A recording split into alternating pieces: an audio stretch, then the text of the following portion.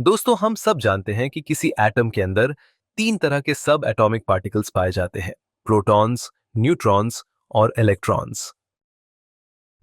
Protons और neutrons मिलकर atom का न्यूक्लियस बनाते हैं, जबकि इलेक्ट्रॉन्स इस न्यूक्लियस के चारों तरफ फिक्स्ड एनर्जी शेल्स में घूमते रहते हैं।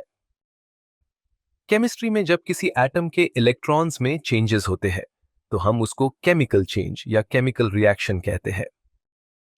मतलब, जब भी इलेक्ट्रॉन्स का ट्रांसफर होता है या जब भी इलेक्ट्रॉन्स की शेयरिंग होती है, वहां पर हमें केमिकल चेंज देखने को मिलता है।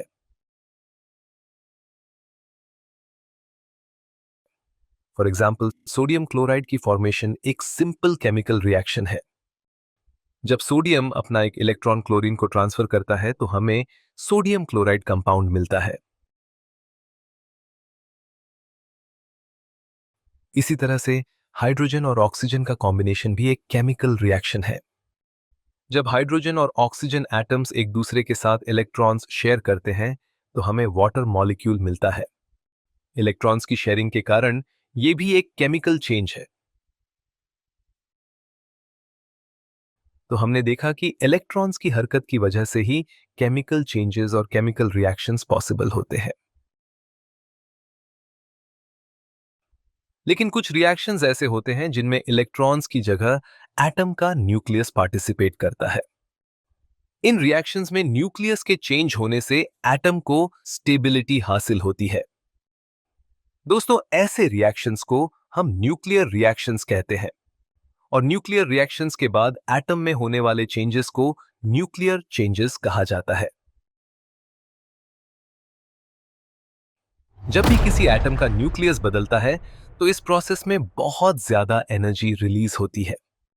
इसी वजह से इन रिएक्शंस को एटॉमिक बॉम्ब और भारी मात्रा में एनर्जी जनरेट करने के काम में लाया जाता है।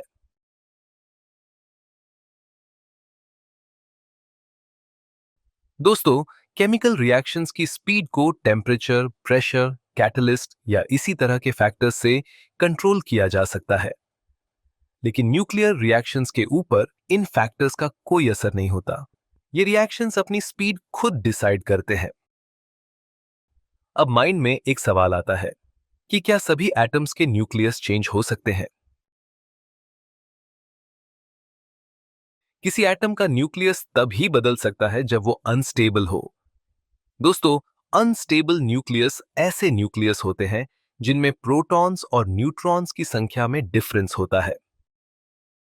जैसे यूरेनियम 235, इसका न्यूक्लियस एक अनस्टेबल न्यूक्लियस है और साथ में हैवी भी, जिसमें 92 प्रोटॉन्स और 143 न्यूट्रॉन्स होते हैं।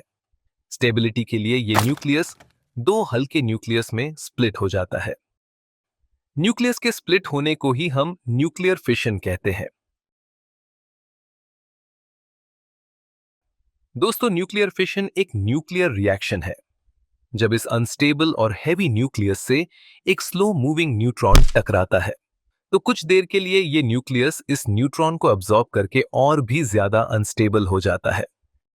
अब ये जो नया वाला यूरेनियम 236 न्यूक्लियस है, तुरंत ही ये मीडियम मास वाले दो अलग अलग न्यूक्लियस में डिवाइड हो जाता है।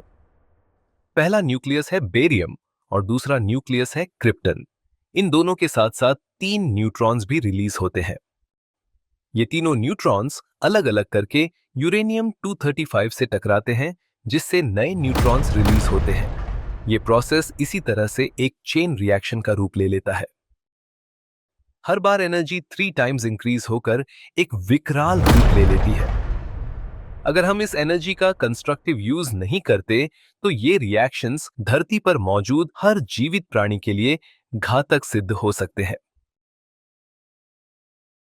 तो ये था न्यूक्लियर फिशन रिएक्शन, जिसमें एक हैवी और अनस्टेबल न्यूक्लियस खुद से कंपैरेटिवली हल्के और स्टेबल न्यूक्लियस में स्प्लिट हो जाता है।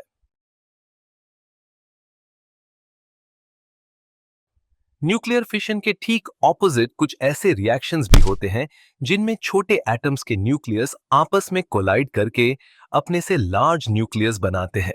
दोस्तों, ऐसे रिएक्शंस को न्यूक्लियर फ्यूजन रिएक्शंस कहा जाता है। हाइड्रोजन के ड्यूटेरियम और ट्रिटियम आइसोटोप्स के कोलाइड होने से हीलियम न्यूक्लियस का बनना न्यूक्लियर फ्यूजन रिएक्शन का एक एग्जाम्पल है। जब दो या दो से अधिक छोटे न्यूक्लियस एक साथ आकर टाइटली पैक्ड हो जाते हैं तो इस प्रोसेस में tremendous amount of energy release होती है। सूरज में एनर्जी भी इन्हीं रिएक्शंस के कारण से आती है। एनर्जी के साथ साथ न्यूक्लियर रिएक्शंस में बेहद ही खतरनाक अल्फा, बीटा और गामा रेज भी निकलती हैं। लिविंग ऑर्गेनिजम्स पर इन रेडिएशंस का असर हानिकारक होता है। इनसे बचने के लिए प्रॉपर प्रोटेक्शन और शील्डिंग की जरूरत होती है।